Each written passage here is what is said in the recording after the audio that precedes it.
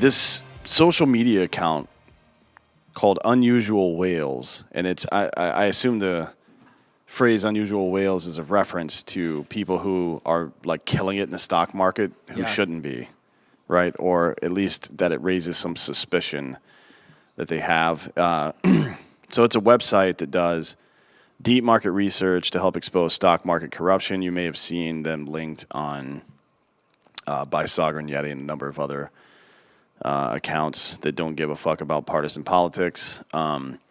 They recently published a breakdown of congressional trading for 2021, which reinforces previous information about the shady stock market deals discussed on this podcast.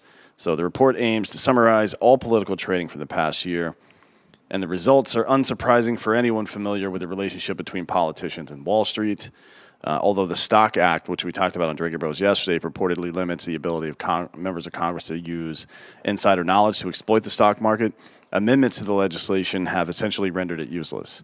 So they passed the Stock Act, and then like 6 months later or something, they were like, oh, by the way, nope, we're not doing that. Nope. Yeah, let's change it up. Some politicians vocally expressed support for sectors they held securities in, such as senators holding cryptocurrencies while drafting regulations on cryptocurrencies. That is a very common thing. There's no process in there's no mechanics inside of the legislative process that would require or even allow someone to recuse themselves from a vote where they had personal financial dealings, right? Although I think that's probably not a great idea. It's probably a better idea that they not be allowed to put money in the stock market at all. But well, let me ask you this. So, and maybe you can, maybe I'm just trying to break it down too simple for my simple mind. Write it in crayons. Yeah, well, I usually eat them before I can't get it out. What is the difference between Congress having stock and doing stock trading while they're in Congress versus Pete Rose betting on baseball games that he's in? Please tell me the difference. Well, the difference is that Pete Rose was betting on himself to win.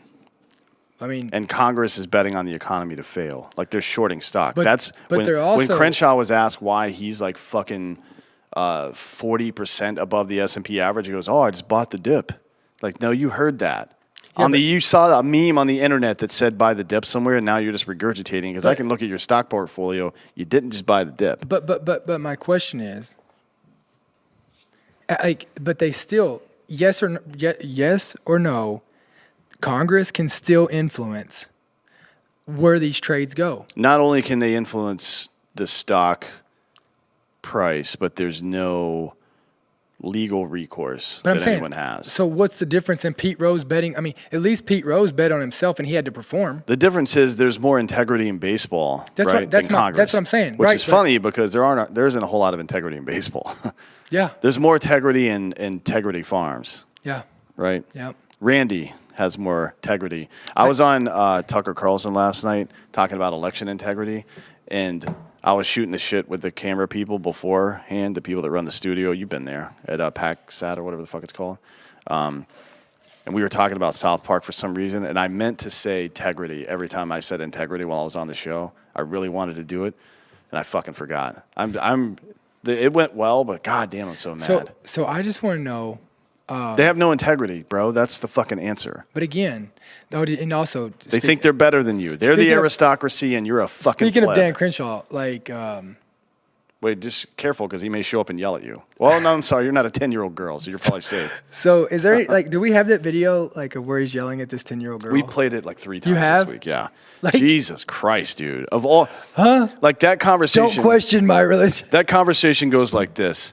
I really appreciate that you're so young and you're getting involved in the political process.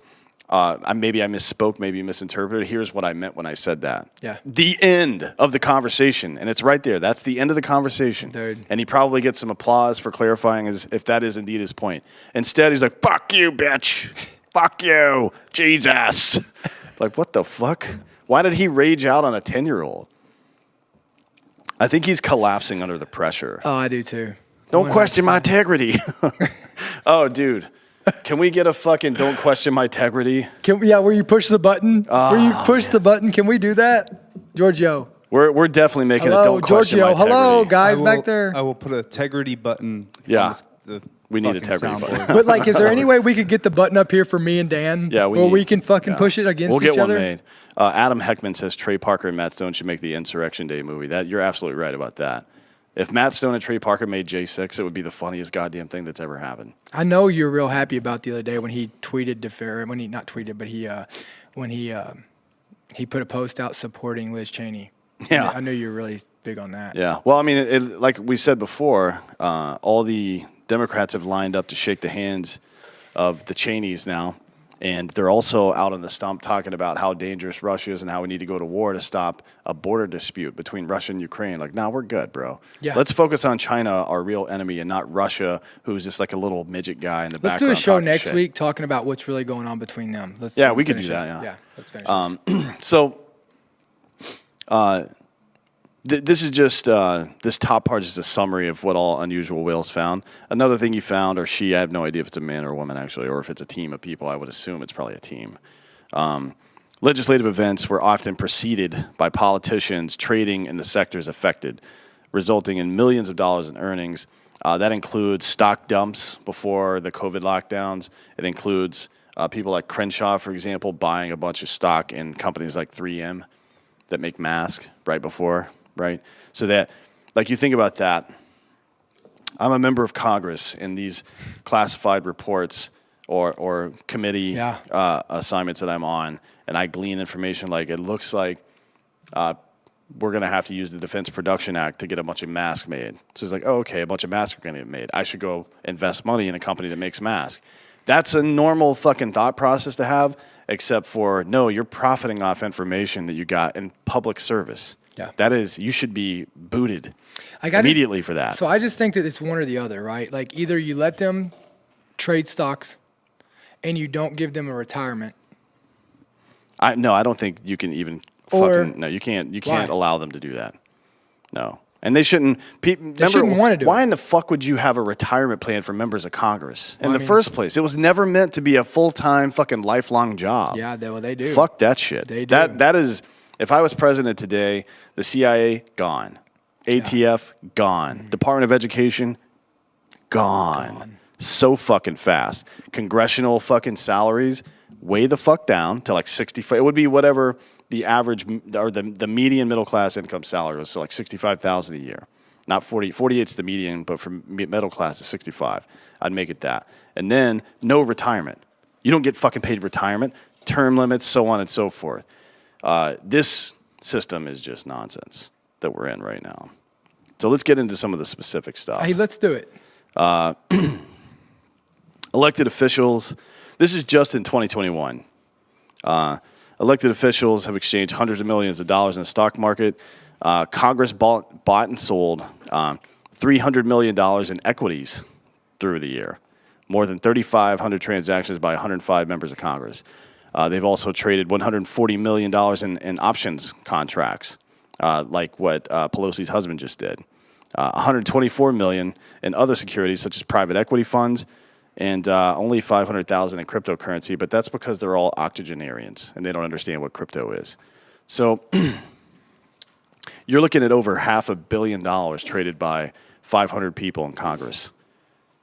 Oh, just in 1 year. Just in 1 year. And these people stay in office for fucking decades. Yeah. Compared to 2020, the total amount of options traded increased fivefold in 2021.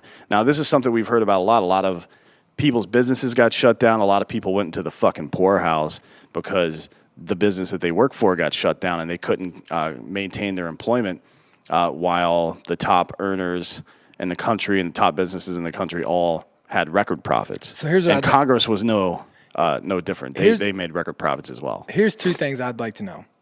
One, what did Trump stocks do while he was in? It's a good question. I mean, he had to. And then second, He didn't get the residuals. Like, he couldn't get paid residuals from The Apprentice, which is a fuckload of money. Yeah. And he had to divest from some of his stuff, but I'm sure he did fine.